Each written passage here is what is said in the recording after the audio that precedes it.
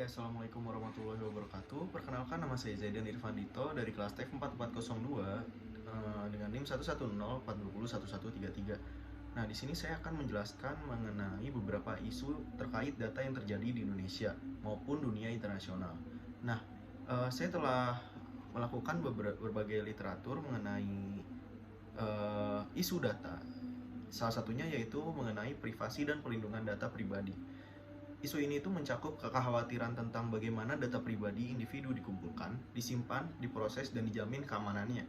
Banyak negara termasuk Indonesia sedang menghadapi tantangan dalam memperkuat undang-undang dan regulasi pelindungan data pribadi, mengingat pertumbuhan teknologi ini terjadi sangat cepat. Nah, isu-isu yang terjadi terkait privasi dan pelindungan data ini memang sering bermunculan di berbagai media sosial. Contohnya kebocoran data yang terjadi beberapa hari kebelakangan ini.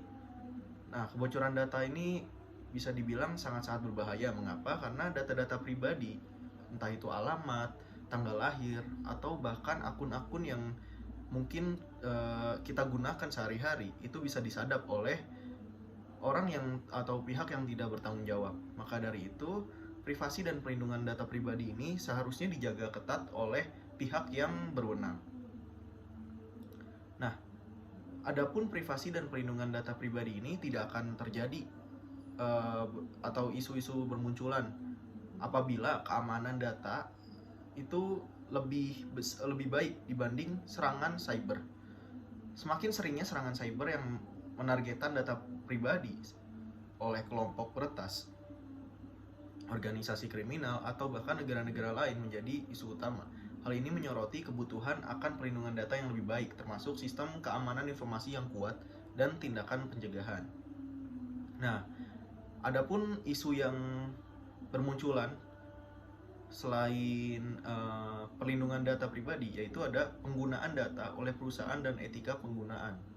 Nah, penggunaan data yang besar oleh perusahaan teknologi besar seperti Google, Facebook, dan lainnya untuk tujuan perikanan dan analitik telah menjadi isu sensitif. Pernyataan seputar etika penggunaan data data tanpa izin dan dampaknya terhadap privasi individu semakin banyak diperbincangkan. Contohnya, penggunaan data oleh perusahaan ketika kita sedang mencari parfum. Nah, ketika kita sedang mencari parfum di platform jual beli online, terkadang iklan-iklan parfum itu bermunculan, entah itu di Instagram, entah itu di YouTube, atau di akun media sosial kita yang lainnya. Nah, bisa disimpulkan mengapa iklan ini tuh bermunculan, karena aplikasi yang kita gunakan itu membaca kebiasaan kita.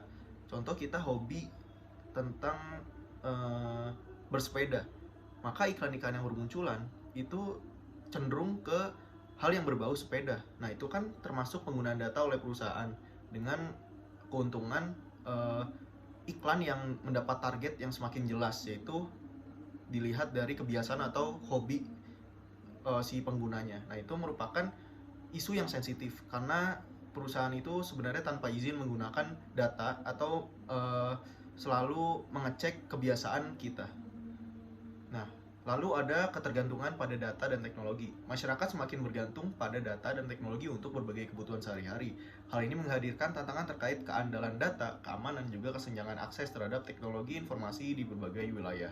Nah, ini sebenarnya lebih merujuk ke Indonesia. Mengapa? Karena Indonesia ini memiliki pengguna sosial media yang cukup masif perkembangannya. Jadi mungkin dari pemerintah bisa dimasifkan lagi untuk perkembangan keamanan teknologinya, agar masyarakat yang menyimpan data di sosial media itu bisa terjaga dengan aman dan tidak mengalami kebocoran lagi, seperti hal-halnya yang terjadi di belakang-belakangan ini, entah itu kebocoran data KTP, kebocoran data nomor HP, ataupun alamat.